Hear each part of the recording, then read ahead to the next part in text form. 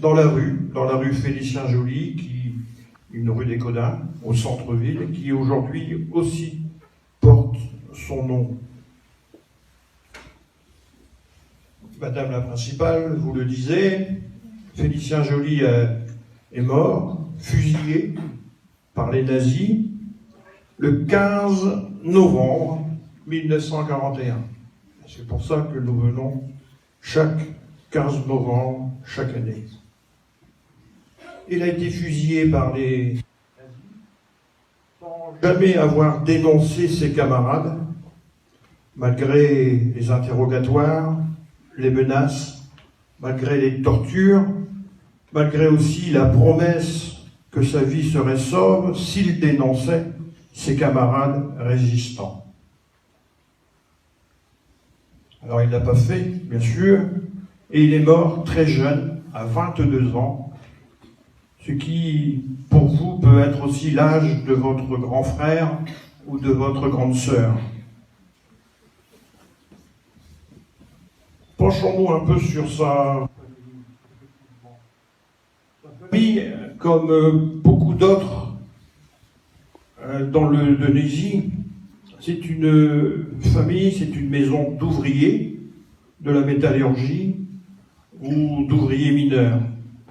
Mais dans cette famille, on comprend très vite l'intérêt d'avoir une bonne éducation, d'aller à l'école, de bien travailler, d'avoir une bonne formation pour construire son avenir.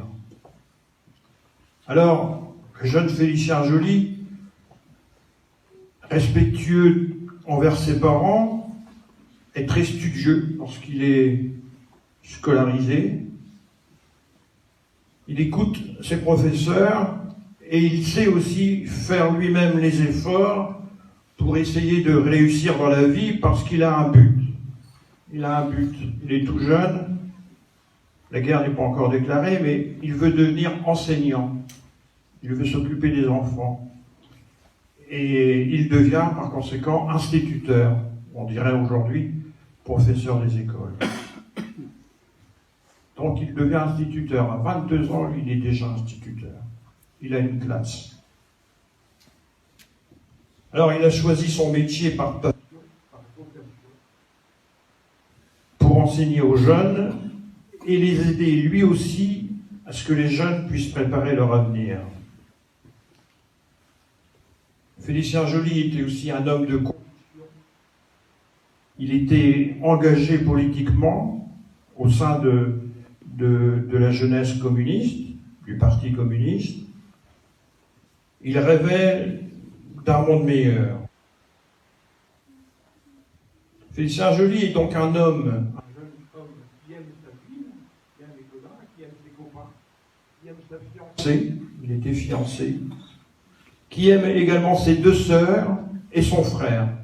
Et puis ce n'est pas un violent, hein, c'est pas un guerrier, c'est un jeune homme, heureux. Mais les Allemands, les nazis, déclenchent la guerre et le nord de la France est envahi par les armées allemandes. De par ses convictions, il ne peut accepter cette invasion militaire et encore moins cette occupation avec cette idéologie nazie. Et de nombreux jeunes, lorsqu'il n'est pas tout seul, refusent l'oppression et la barbarie nazie. Il organise et participe à la résistance dans la région. À 20 ans, il commence ses actions. Il n'est pas tout seul, je le disais, avec les frères Martel, avec Eusebio Ferrari, avec Jules Bridoux et René Denis. Tous ont été tués par les nazis, comme Félicien. Ensemble, ils organisent les premiers sabotages de la guerre, essentiellement du matériel de l'armée allemande.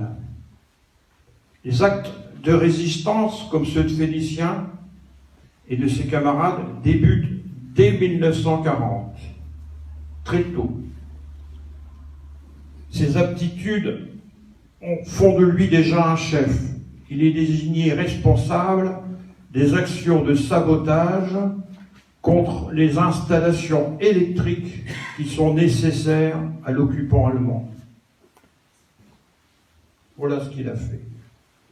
Durant toute cette période de 1940 à 1944, c'est cette résistance qui alimentera l'espoir et qui préparera sur le terrain les conditions et la réussite du débarquement allié de juin 1944.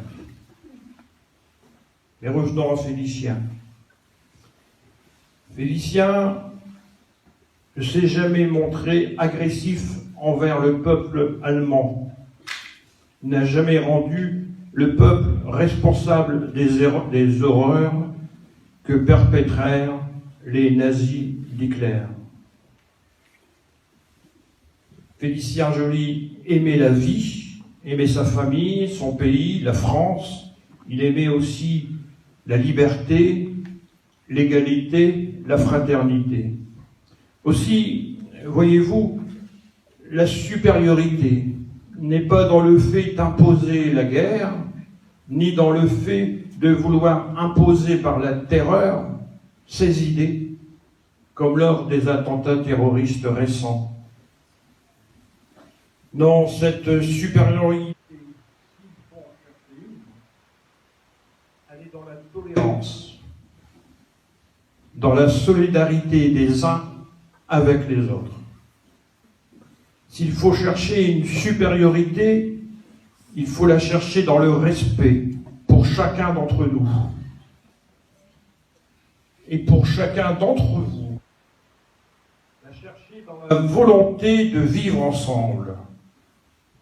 Voilà des défis que nous avons et que vous avez aussi devant vous aujourd'hui et pour plus tard. Aujourd'hui, chers enfants, je vous invite à regarder le portrait de Félicien Joly. Le portrait de Félicien Joly. Regardez-le, puisque votre collège porte ce nom. Lui qui pourrait être votre grand frère. Félicien Joly, c'est la noblesse d'un engagement et d'un sacrifice. Alors, regardez-le bien. Félicien Joly écrivit dans une de ses lettres, je le cite, « Il faudra poursuivre mon combat. Je sais que ma mort servira à reconquérir la liberté. » Aussi, il vous parle de liberté, mais aussi qu'un monde meilleur est toujours possible. Il vous demande simplement de faire l'effort d'y réfléchir, mais de faire aussi les efforts pour les obtenir et les conserver. En fin de compte, d'être digne de lui et de son sacrifice. Il vous demande, comme Anne Frank, jeune juive allemande, de ne pas cesser d'entendre leur message de paix et de fraternité. Voilà, vous m'avez écouté, vous avez été attentif. Aussi, nous pouvons être fiers de vous. Nous avons confiance aussi en la jeunesse, en vous, et puis véritablement étudier, travailler bien, parce que c'est pour vous, et c'est aussi pour la société de demain. L'avenir, ça vous appartient, mais pour cela, vous avez besoin de liberté, de fraternité. Alors, défendez-les également à votre tour. Merci de votre attention.